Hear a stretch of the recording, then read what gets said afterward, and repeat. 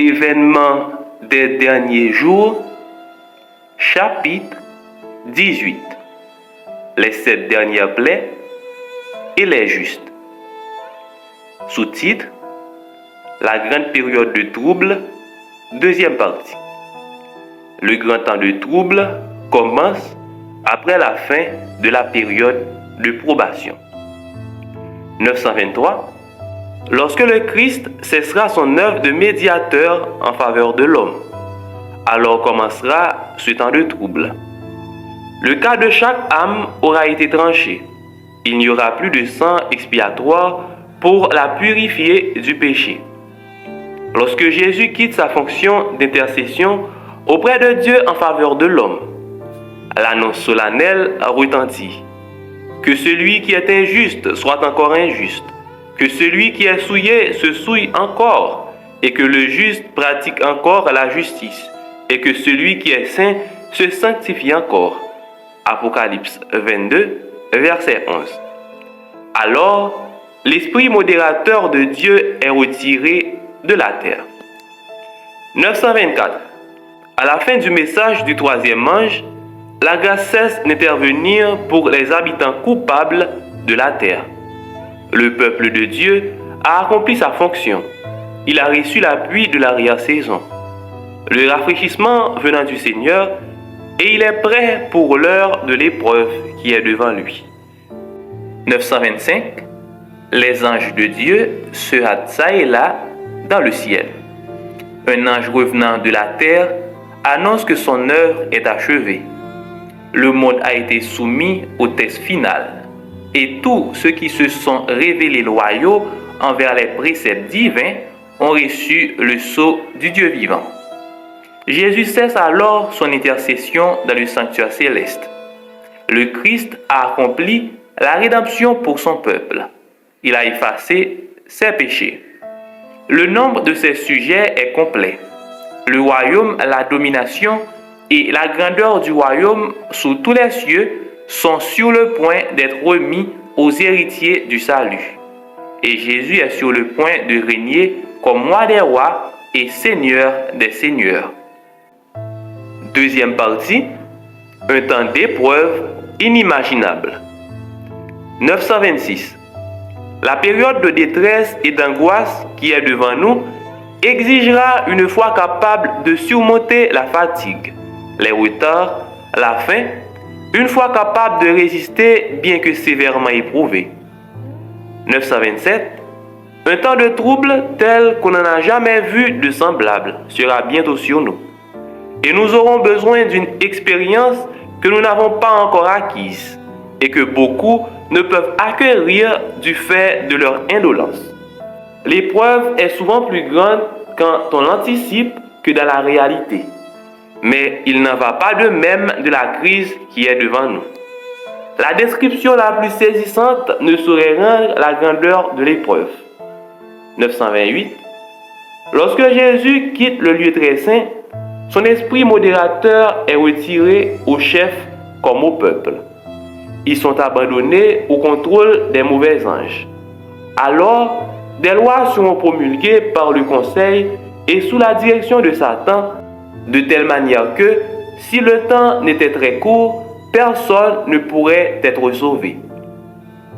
Troisième partie, beaucoup s'endormiront avant le temps de trouble. 929. Il n'est pas toujours bon de demander à Dieu une guérison inconditionnelle.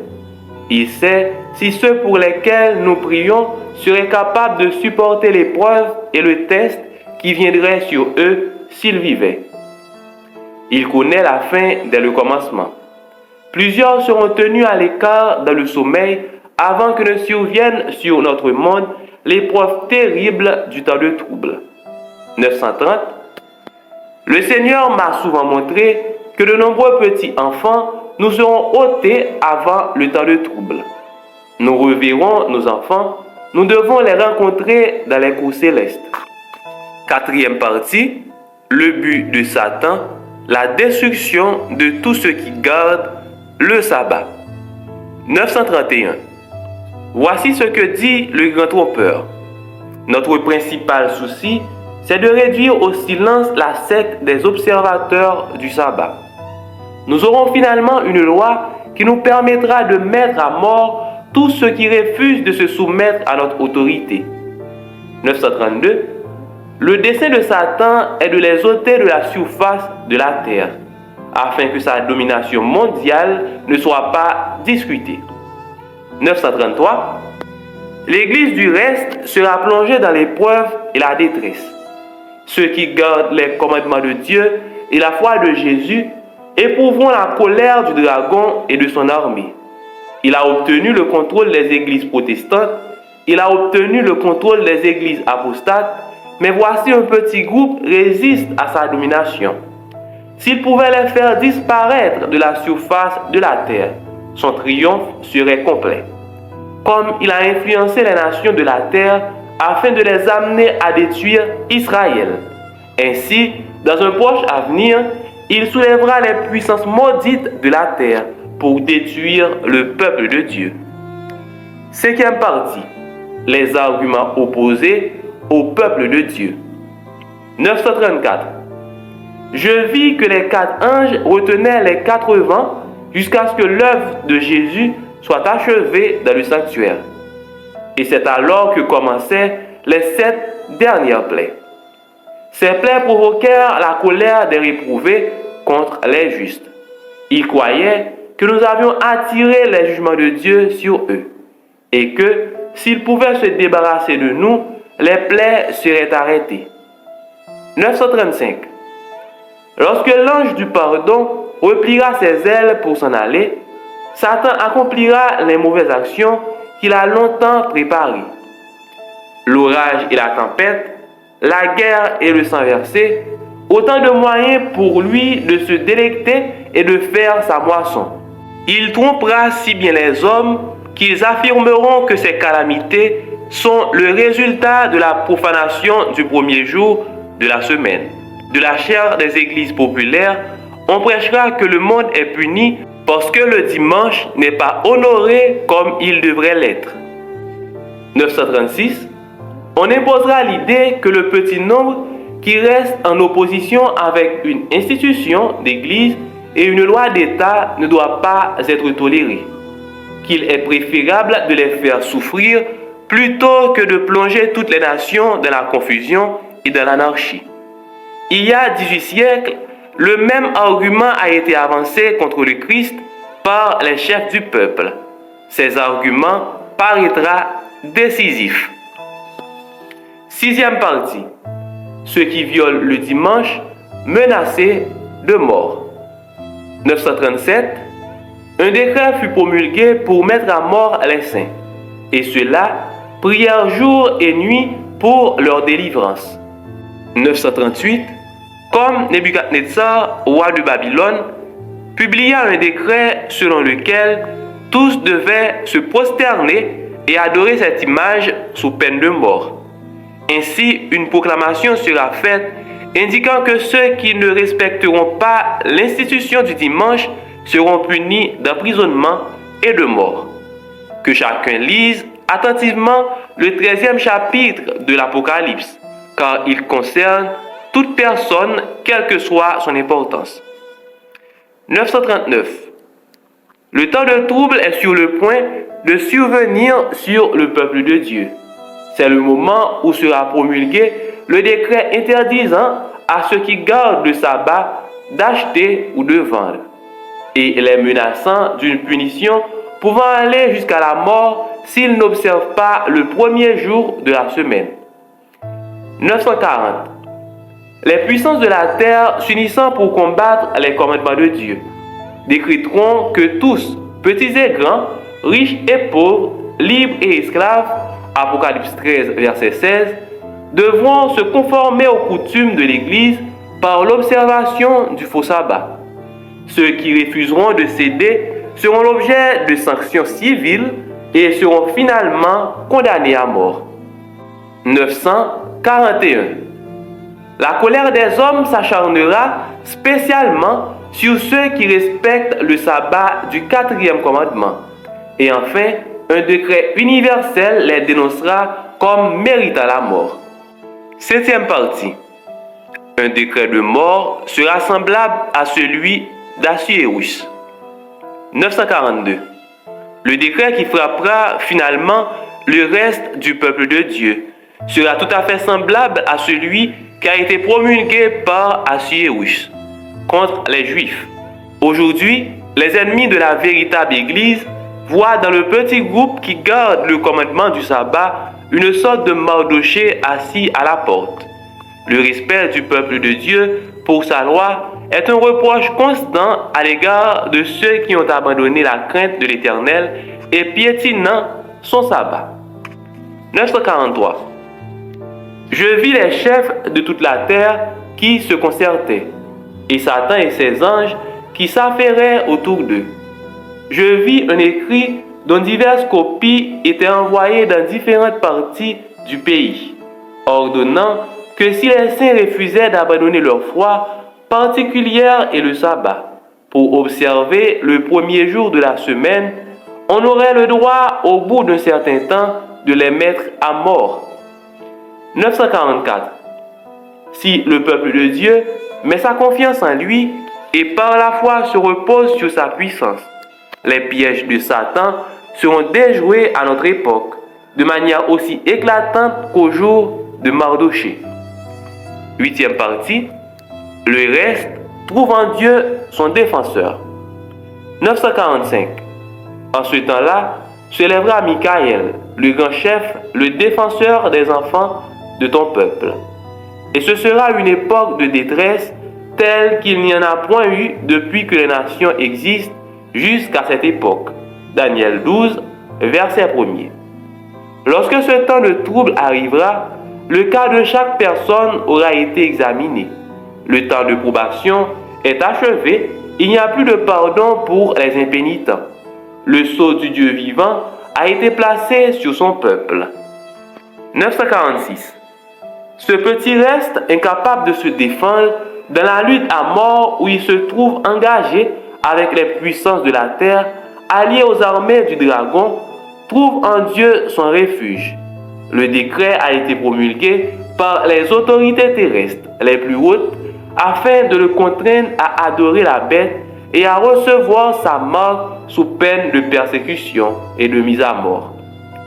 Puisse Dieu aider son peuple maintenant, car que pourra-t-il faire en ce temps-là? Neuvième partie. Le peuple de Dieu fuit les villes, plusieurs sont emprisonnés. 947.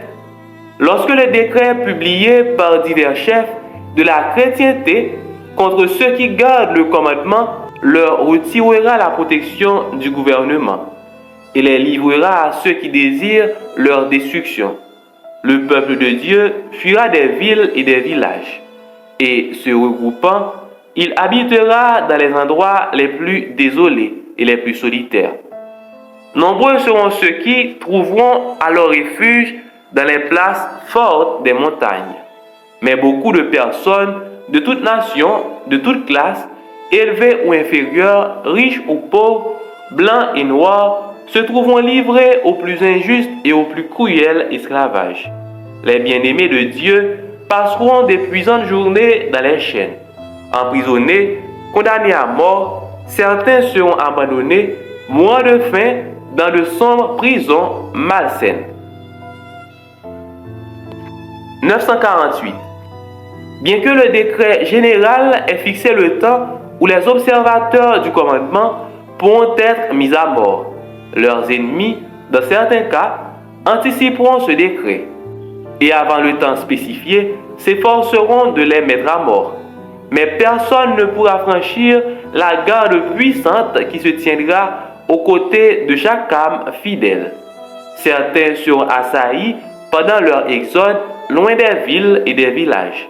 Mais les épées que l'on lèvera contre eux se briseront et tomberont à terre comme fétus de paille. D'autres seront défendus par des anges et en l'apparence de guerriers. 949. En ce temps-là, le peuple de Dieu ne se trouvera pas en un seul endroit. Il sera reparti en divers groupes dans toutes les parties du monde. Et les fidèles seront mis à l'épreuve individuellement, pas en groupe. Chacun devra subir l'épreuve par lui-même. 950. La foi individuelle des membres de l'Église sera mise à l'épreuve comme s'ils étaient seuls au monde. 10e partie. Maison et terre ne serviront plus à rien. 951. Les maisons et les terres ne seront d'aucune utilité pour les fidèles pendant le temps de trouble, car ils devront fuir des foules furieuses et en ce temps-là, ils ne pourront disposer de leurs biens pour faire avancer la cause de la vérité présente. 952. J'ai vu que si certains s'accrochent à leurs biens et s'ils ne se demandent pas ce que le Seigneur considère comme leur devoir, il ne le leur fait pas connaître. Il leur permet de garder leurs biens qui, lorsque vient le temps de trouble, deviennent pour eux comme une montagne les écrasant. Ils voudraient en disposer et ne le peuvent pas. Mais s'ils avaient recherché son enseignement, le Seigneur leur aurait appris au temps opportun quand et comment vendre. 953. Il est maintenant trop tard pour s'accrocher aux biens de ce monde. Bientôt, les maisons et les terres deviendront inutiles à tous, car la malédiction divine pèsera de plus en plus sur la terre. L'appel retentit, vendez ce que vous possédez et donnez-le en aumône. Luc 12, verset 33. Ce message devrait être fidèlement suivi et nous devrions avoir à cœur de rendre à Dieu en offrande les biens qui sont les siens, afin de faire progresser son œuvre dans le monde. 11e partie. Le temps de trouble de Jacob. 954. Un décret sera publié à l'encontre de ceux qui gardent le sabbat du 4e commandement, et ils seront considérés comme méritant le plus sévère châtiment. On permettra leur mise à mort au bout d'un certain temps. Le papisme dans l'ancien monde et le protestantisme apostat dans le nouveau adopteront une conduite semblable contre ceux qui honorent tous les commandements divins. Le peuple de Dieu sera alors plongé dans les scènes de souffrance et de détresse qui sont décrites par le prophète comme le temps du trouble de Jacob. 955. À vie humaine, on constatera que le peuple de Dieu devra sceller son témoignage avec son sang, comme l'ont fait les martyrs avant nous. Ils commenceront à craindre eux-mêmes que le Seigneur ne les ait livrés entre les mains de leurs ennemis. Ce sera un temps de terrible agonie. Jour et nuit, ils crieront à Dieu pour obtenir leur délivrance. Comme Jacob, ils luttent tous avec Dieu. Leur attitude exprime leur lutte intérieure. Leurs visages sont pâles. Pourtant, ils ne cessent pas d'intercéder avec ferveur. 956. L'expérience de Jacob pendant cette nuit de lutte et d'angoisse représente l'épreuve que le peuple de Dieu devra traverser juste avant la seconde venue du Christ. Le prophète Jérémie, considérant ce temps dans une sainte vision, déclare: Nous entendons des cris d'effroi. C'est l'épouvante, ce n'est pas la paix. Pourquoi tous les visages sont-ils devenus pâles? Malheur, car ce jour est grand. Il n'y en a point eu de semblable. C'est un temps d'angoisse pour Jacob, mais il en sera délivré. Jérémie 30, versets 5 à 7. 12e partie. Les justes n'ont aucun péché caché à révéler. 957. Durant le temps de trouble, si le peuple de Dieu avait des péchés non confessés à révéler pendant qu'il est torturé par la peur et l'angoisse, il serait accablé. Le désespoir anéantirait sa foi et il ne pourrait plaider devant Dieu pour obtenir la délivrance. Mais tout en ayant conscience de son peu de valeur, il n'a aucun péché caché à révéler. Ses péchés sont déjà passés en jugement auparavant et ont été effacés. Et il ne peut même plus s'en souvenir. 958. Le peuple de Dieu aura un sentiment profond de ses fautes. Et en revoyant leur vie, ses membres sentiront tout espoir les abandonner. 13e partie. Les saints ne perdront pas la vie. 959. Dieu ne permettra pas que les réprouvés détruisent ceux qui attendent leur enlèvement et qui n'acceptent pas de s'incliner devant le décret de la bête ou de recevoir sa marque. J'ai vu que s'il était permis aux impies de tuer les saints, Satan et tous ses mauvais anges, ainsi que tous ceux qui haïssent Dieu, s'en réjouiraient. Auquel triomphe ce serait pour la majesté satanique de pouvoir exercer sa puissance pendant la lutte finale sur ceux qui ont si longtemps attendu de pouvoir contempler celui qu'ils aimaient. Ceux qui ont ri à l'idée de l'enlèvement des saints seront témoins des soins de Dieu pour son peuple, et ils contempleront sa glorieuse délivrance.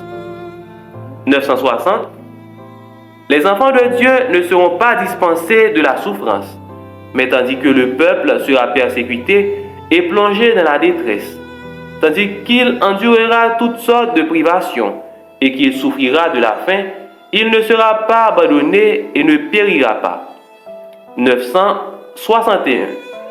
Si le sang des fidèles témoins du Christ était versé à ce moment, il ne servirait pas comme le sang des martyrs, de semence pour la moisson de Dieu. 14e partie. Dieu pourvoira. 962. Le Seigneur m'a montré à plusieurs reprises qu'il est contraire à l'enseignement de la Bible de faire quelque provision que ce soit pour nos besoins temporels pendant le temps de détresse. Je vis que si les saints avaient, pendant le temps de détresse, de la nourriture qu'ils auraient emporté avec eux ou qu'ils posséderaient avant leur chant, lorsque l'épée, la famine ou la maladie dévasteront le pays, on la leur ravira par la violence et des étrangers moissonneraient leurs champs. 963. Alors sera venu pour nous le temps de faire complètement confiance à Dieu, et il nous soutiendra. Je vis que le pain et l'eau nous seront assurés en ce temps, et que nous ne serons pas dans le besoin, que nous ne souffrirons pas de la faim, car Dieu peut dresser pour nous une table dans le désert. Au besoin, il enverrait des corbeaux pour nous nourrir, comme il l'a fait pour Élie, où il ferait pleuvoir de la manne des cieux, comme il l'a fait pour les Israélites. 964. Je vis qu'un temps de détresse était devant nous, et qu'une situation de terrible besoin contraindrait le peuple de Dieu à vivre de pain et d'eau. Pendant le temps de détresse, personne ne vivra du travail de ses mains. Leurs souffrances seront mentales, et Dieu leur donnera de la nourriture. 965. Le temps de détresse est tout proche, et une terrible situation exigera du peuple de Dieu l'oubli de soi. Il aura à peine assez de nourriture pour se maintenir en vie. Mais Dieu nous préparera pour ce temps. En cette heure terrible, notre besoin fournira à Dieu l'occasion d'accorder sa puissance fortifiante et de soutenir son peuple. 966.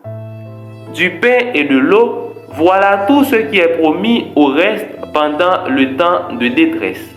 967. Pendant le temps de détresse, immédiatement avant le retour du Christ, les justes seront préservés grâce au ministère des anges célestes. 15e partie. Nous n'aurons plus d'intercesseurs, mais une constante communion avec le Christ. 968. Le Christ a racheté son peuple et effacé ses péchés. Le nombre de ses élus est complet. 969. Lorsqu'il quitte le sanctuaire, l'obscurité descend sur les habitants de la terre. En ce temps terrible, les justes doivent vivre sous le regard d'un Dieu saint sans intercesseur. 970. Le Seigneur oubliera-t-il son peuple en cette heure d'épreuve? Bien que leurs ennemis puissent les jeter en prison, les murs de leurs cellules ne peuvent cependant empêcher la communication de leurs âmes avec le Christ. Il est quelqu'un qui voit toute leur misère, qui connaît toutes leurs épreuves, mais qui est aussi au-dessus de tout pouvoir terrestre, et les anges viendront les visiter dans leurs cellules solitaires. leur apportant la lumière et la paix des cieux. La prison deviendra un palais, car ce sont les riches dans la foi qui l'habitent, et les murs sombres seront illuminés de la lumière céleste, comme lorsque Paul et Silas priaient et chantaient des cantiques à minuit dans leur prison de Philippe. 971. Si les hommes pouvaient avoir une vision céleste, ils contempleraient des compagnies d'anges très puissants campés auprès de ceux qui ont retenu la leçon de patience du Christ. Avec une tendresse compatissante, les anges sont témoins de leur détresse et ont entendu leurs prières. Ils n'attendent qu'un mot de leur capitaine pour les soustraire au danger. Notre précieux Sauveur nous enverra son aide juste au moment où nous en aurons besoin. 972. Il est impossible de décrire l'expérience du peuple de Dieu vivant sur la terre lorsque la gloire céleste et la répétition des persécutions du passé se mêleront. Ils marcheront dans la lumière qui vient du trône de Dieu.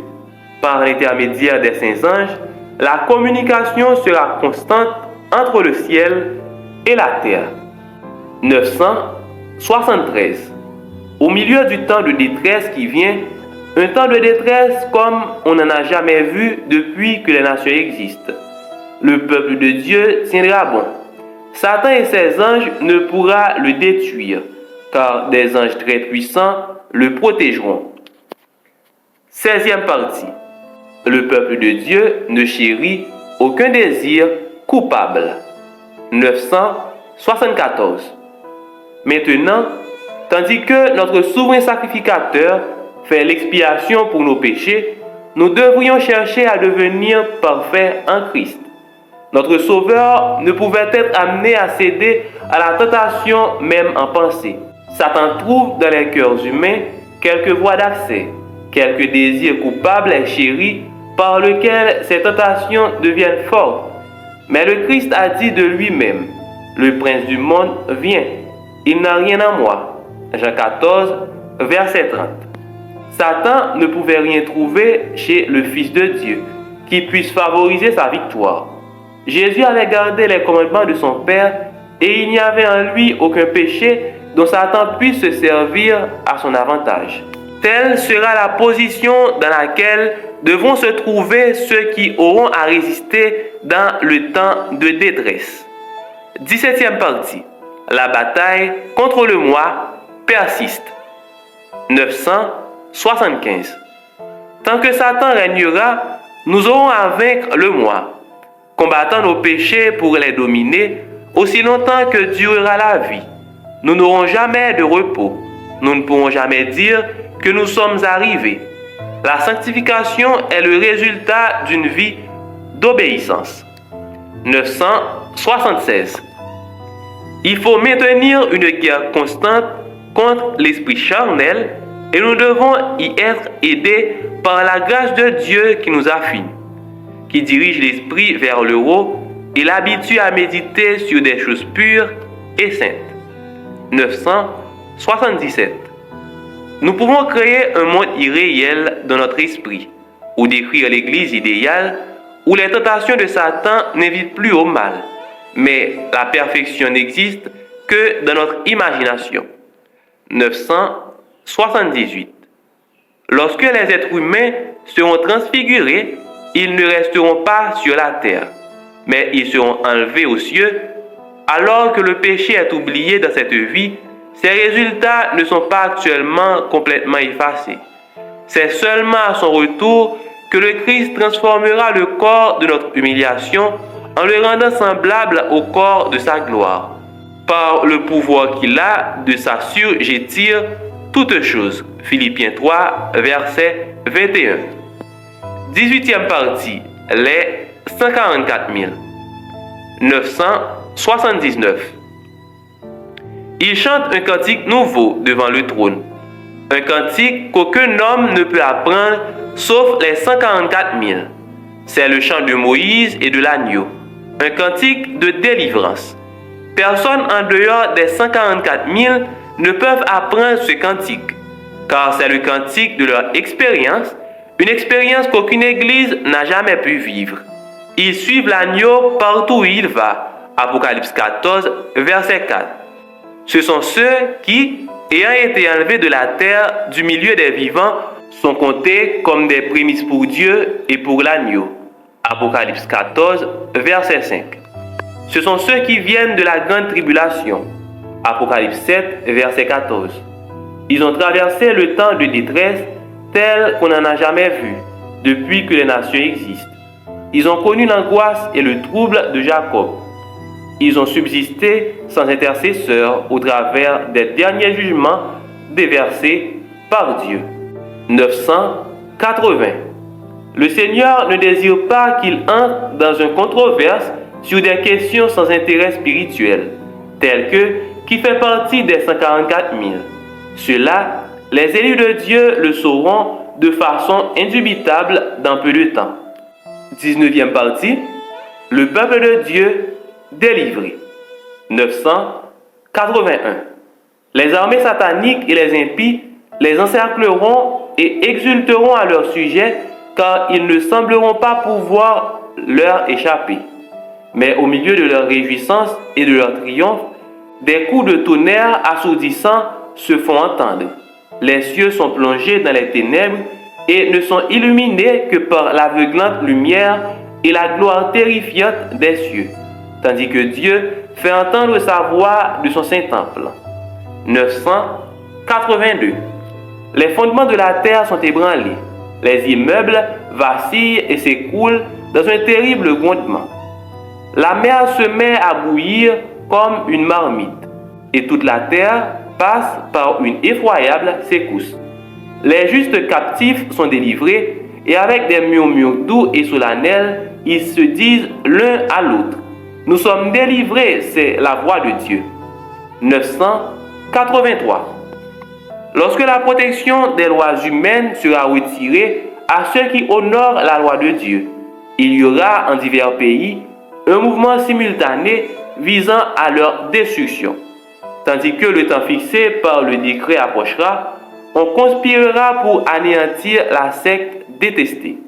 On décidera de frapper un coup décisif en une nuit afin de réduire au silence la voix de la dissension et du reproche. 984.